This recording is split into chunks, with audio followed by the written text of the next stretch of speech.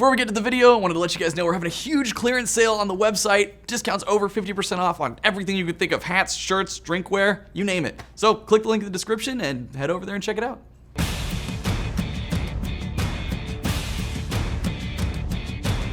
Hello, ladies and gentlemen. This is a public service announcement from Death Battle Labs. We would like to inform you that PSAs found in comic books and other nerdy media are generally stupid.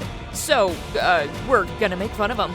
I'm Jocelyn the intern. I do all the research nobody else wants to, straight from the desk of Death Battle.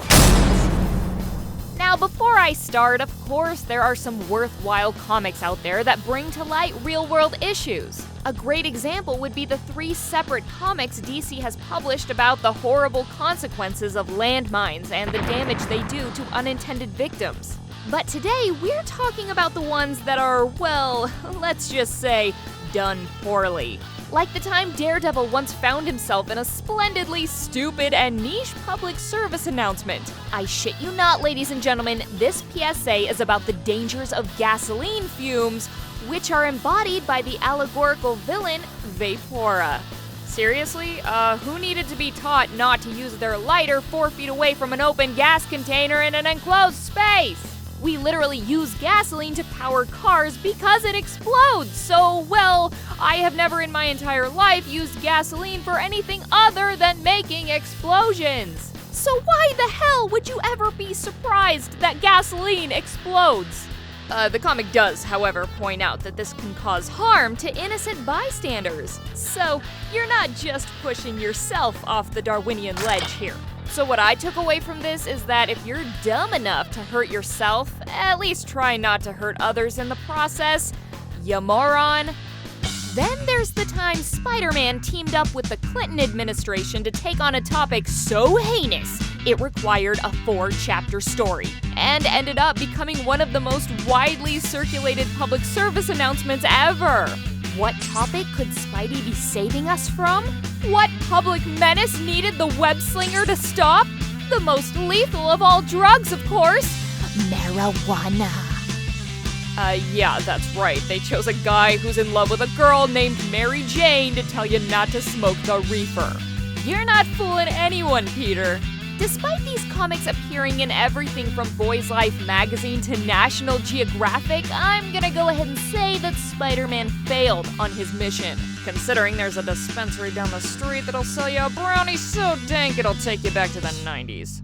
And don't for a second think this is Spider-Man's one and only PSA. Oh no, this guy's been doing it for years.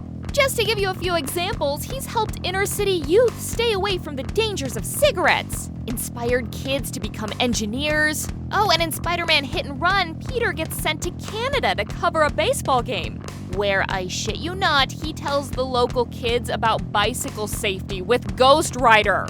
Ghost Rider even tells one kid to wear a helmet while not wearing a helmet. But now, let me show you the pièce de résistance of Spidey's PSA work. The Amazing Spider-Man versus The Prodigy.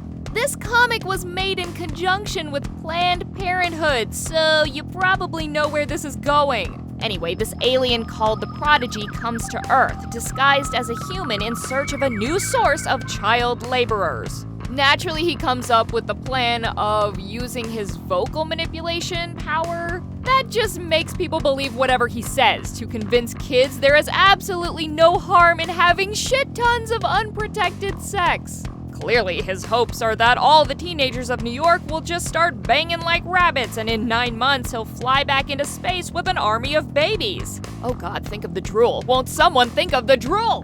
Luckily for the teens of New York, though, Spidey shows up and shoots webbing down the Prodigy's throat.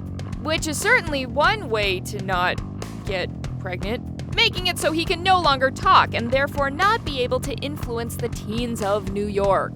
So at the end of the day, remember kids, practice safe sex because you never know if you're just being mind controlled by an alien that's trying to snatch up your baby for intergalactic child labor purposes. Fun fact, Batman and Robin once taught us how to do the Heimlich on someone who's choking and, well, it's pretty damn funny.